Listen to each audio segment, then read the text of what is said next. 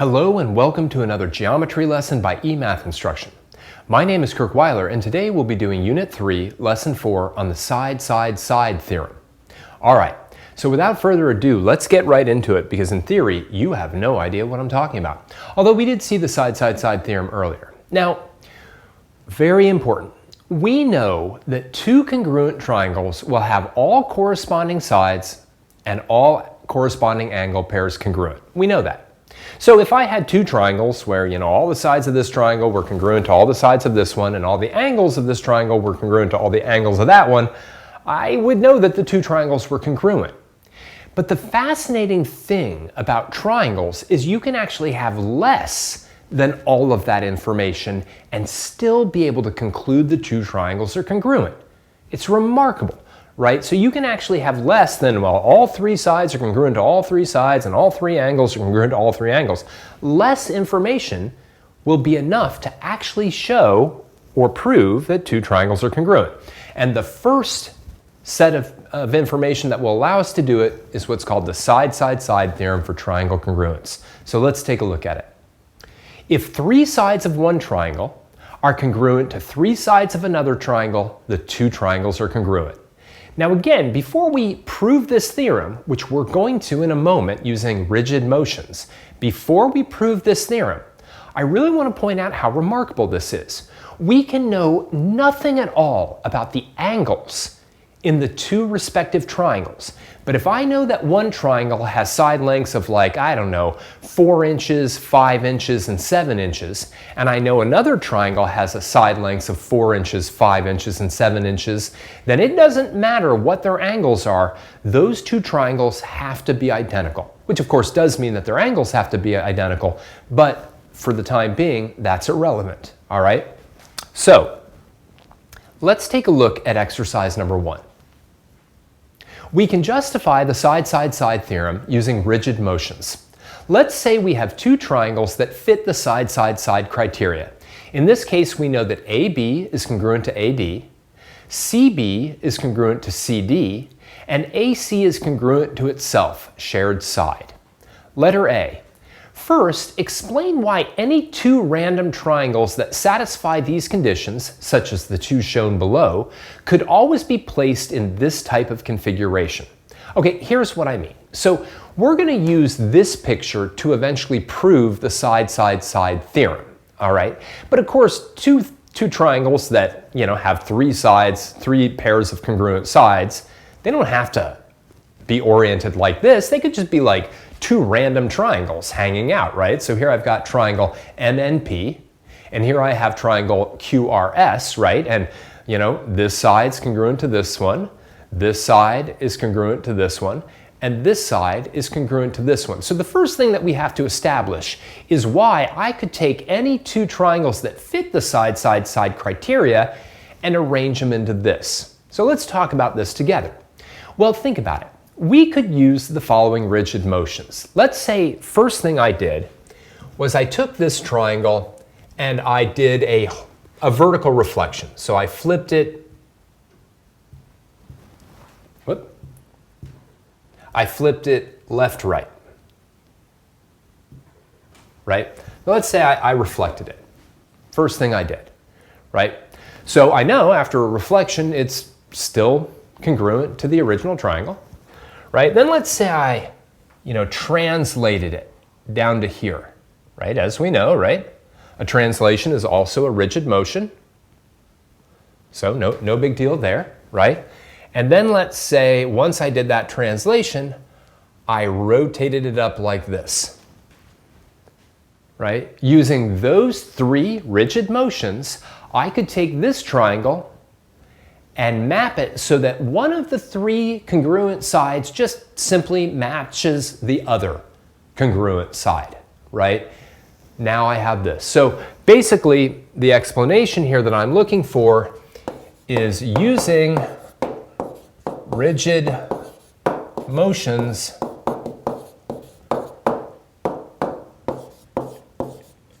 you can always place them or place the two triangles in this configuration. And that's important because, you know, again, two triangles that satisfy the side, side, side condition, you know, or conditions, they don't have to be oriented like this. But, you know, using a reflection, a translation, a rotation, we might not even have to do the reflection, right? But regardless, we could always like take this side and just kind of make it match up with that side, and it would end up looking like this. Okay, that being said, now let's keep moving. I'm going to just kind of slide this out of the way so that we don't end up seeing it. Now let's take a look at letter B. Draw an auxiliary line, an extra line from B to D. Draw in segment BD. All right, this is simple enough. Let's just do this together. No problem. I just want to draw this extra line in, right? That's going to help me with the proof. Bring this over here, rotate it down. And I've got that going on. Great. All right. We can always draw in extra lines in geometric diagrams, or more appropriately, extra line segments connecting 2 points in order to help us prove something, right? Letter C. Explain why AC must be the perpendicular bisector of segment BD. All right, believe it or not, we've done this exact explanation a few lessons ago, but I want to see if you can remember why it is that I can say for certain, not just based on looking at it, but why can I say for certain that AC must be the perpendicular bisector of BD? Pause the video now and see if you can figure that out. Well, let's talk about it and then we'll write down the reason.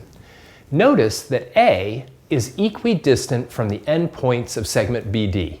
And we had a theorem previously in the course that said if a point lies equidistant from the endpoints of a line segment, then it must lie in its perpendicular bisector. So point A must lie in the perpendicular bisector of BD because it's the same distance from B as it is from D. Now C must also lie on the perpendicular bisector of BD because it also lies equidistant from B and D. And since both A and C lie on the perpendicular bisector of BD, AC must be the perpendicular bisector of BD. All right, so let's get that out there. All right, points A and C lie equidistant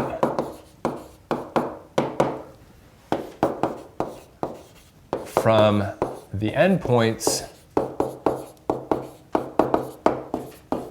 of BD. Wow, so much red. And so must lie on its perpendicular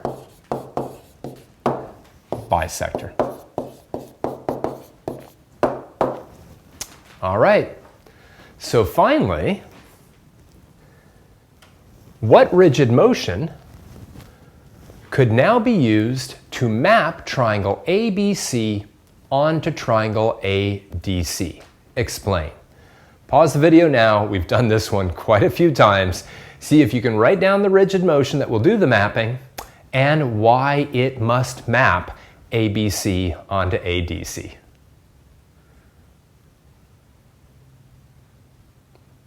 Well, you're probably pretty sick of this one, right? But it's going to be a reflection across AC, okay? So if I reflect triangle ABC across AC, it will land on triangle ADC. Why is that? Again, we got to take each one of the vertices of ABC and explain how they get mapped to the vertices of ADC. Again, two of them are easy, point A and point C, right? So points A and C map to themselves because they lie on the line of reflection, right? And then, of course, point B maps to point D because AC is the perpendicular bisector of BD. Right? Now, what is the takeaway from all of this? The takeaway from all of this is, right, that if two triangles have three pairs of congruent sides between them, then those two triangles must be congruent. And we've proved that they must be congruent because if they were put in this orientation, we could then use a reflection over their shared side to map one of those triangles onto the other. Now the beautiful thing about geometry is, if there's any situation that rises where we can tell that three sides of one triangle are congruent to three sides of another triangle, then those two triangles must be congruent to each other. So let's, for the first time, take a look at a geometry proof. All right, here we go, T-table proofs. We can now use the SSS theorem to prove two triangles are congruent if we are given enough information to conclude that the theorem can be applied. We'll see what that means in just a bit. We will initially do these proofs using a format known as the T-table proof. All right? We'll also use some other formats as the course goes on, but at the beginning it's going to be all T-table. All right? And I'll kind of explain how that goes. Let's take a look at our first geometry proof. All right, exercise number 2. Do the following proof using a T-table provided. Given AB and CD intersect at E, E is the E is the midpoint of both AB and CD, and AC is congruent to BD, prove triangle ACE is congruent to triangle BDE. All right. So, first time that we're doing a proof, so let's take it a little bit slowly. Now, in a T-table proof, you always have a statement, and then you have a reason why you're giving that statement. But before we even kind of get into that, let's mark up what we have here. Now, our first thing, AB and CD intersect at E, basically that's just telling us that AB is a line segment. In other words, it's not like bent.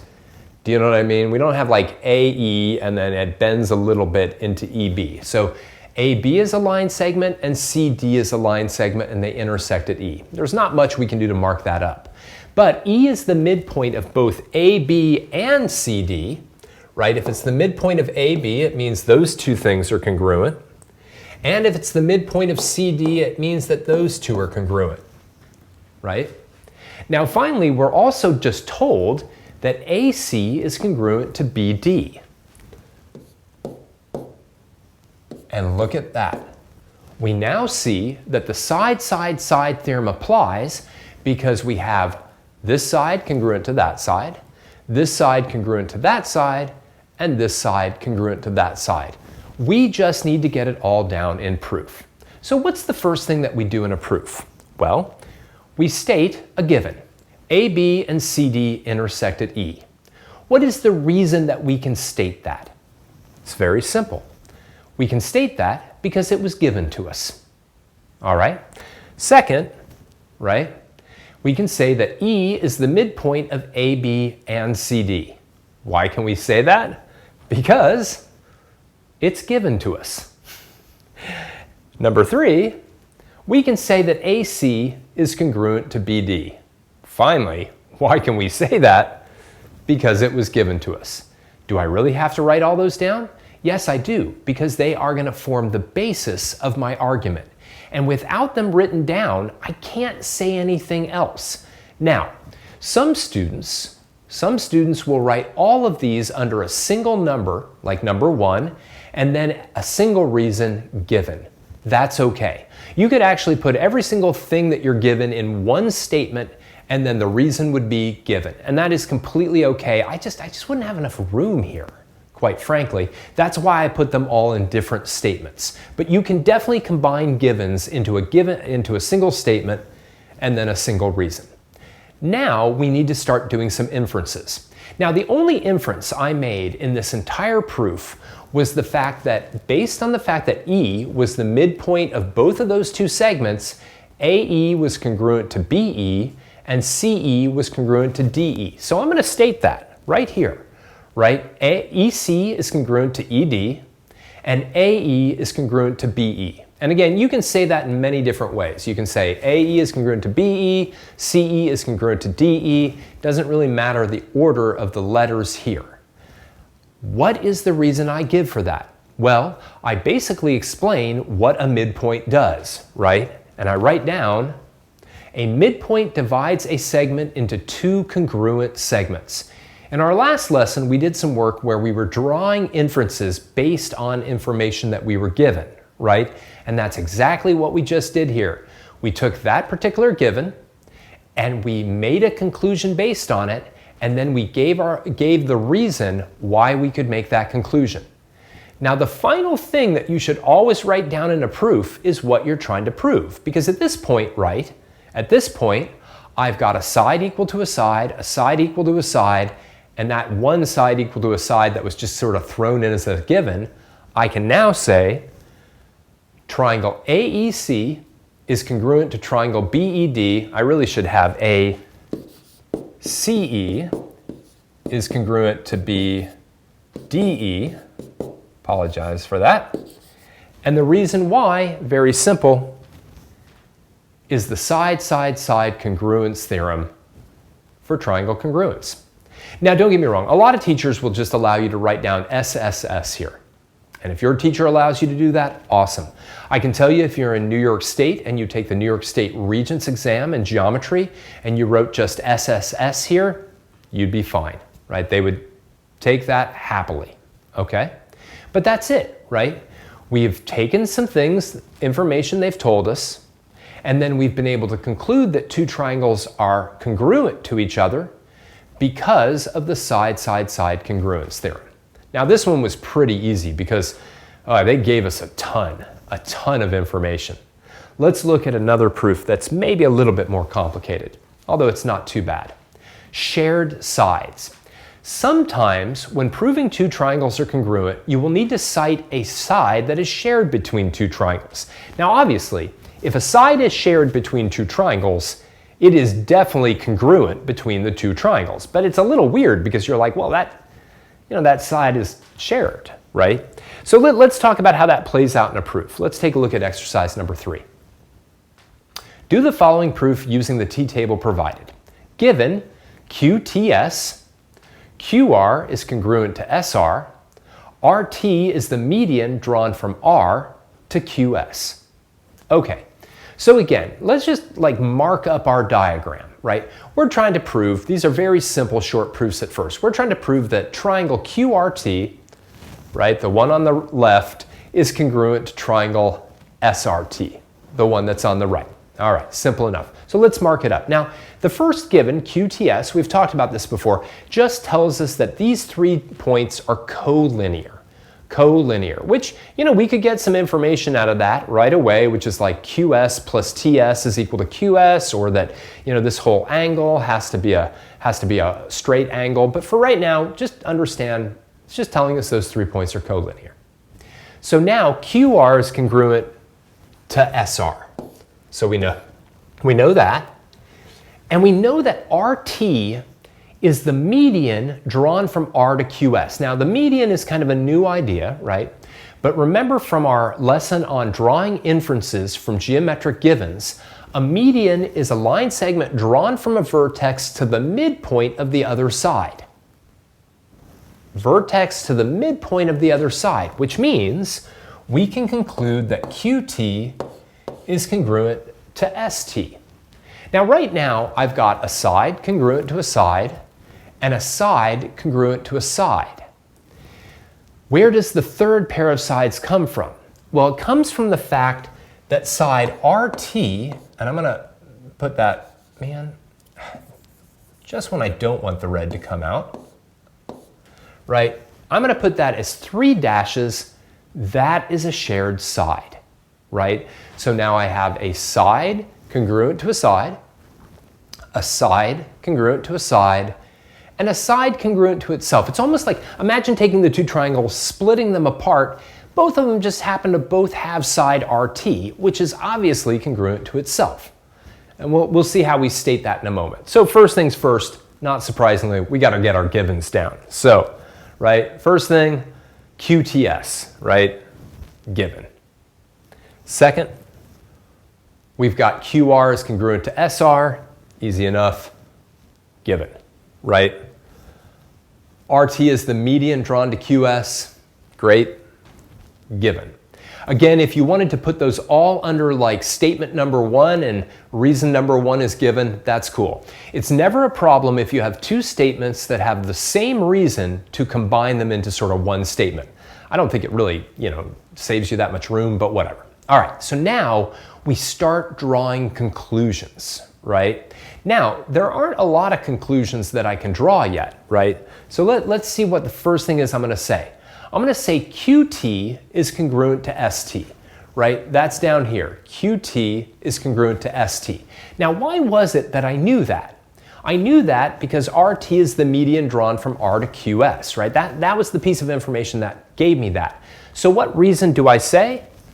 Well, a median divides a segment into two congruent segments. Or you could say a median bisects the segment that it's drawn to, right? Or you could say a median intersects the midpoint of the segment that it intersects, right? So there's lots of different reasons you can give here, but it basically gets down into the fact that we're producing two congruent segments. Now, keep in mind, right, I'm using side, side, side to try to prove these two triangles are congruent. I've got a side equal to a side here. I've got a side equal to a side here. That third pair of sides is going to be that shared side. So look at how weird this is going to look. RT is congruent to RT. Of course it is, right? And I would love if for the reason you could put duh, or come on man, it's obvious, or I can't even give you a reason, of course, it's itself, right? But there's actually a technical term for when you claim that either a side is congruent to itself or an angle is congruent to itself.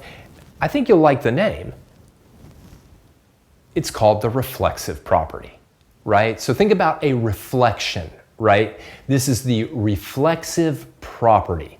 Anytime you state that a side is congruent to itself or an angle is congruent to itself, right? The reason is the reflexive property. All right, so the final piece now, I've got a side congruent to a side congruent to a side congruent to a side. We can now say triangle QRT is congruent to triangle SRT because of the side, side, side congruence theorem. All right. Now, I suggest you pause the video now, and if you didn't have the time to write down all of those statements and reasons while I was going through them, take some time to do it now. Take a moment and pause the video.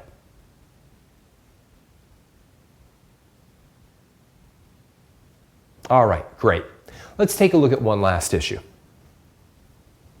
and one that you should feel pretty comfortable with, exercise number 4. Given the conclusion from exercise number 3, why could we now say that angle Q is congruent to angle S? Now, right, what do we mean by the conclusion from exercise 3? That is the last piece.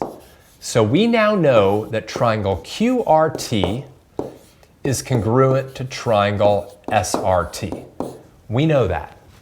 So why, if we had one more line in this proof, like line 7, and I said angle Q is congruent to angle S, what would be the reason? Why could I say that? Pause the video now and see if you could write something down.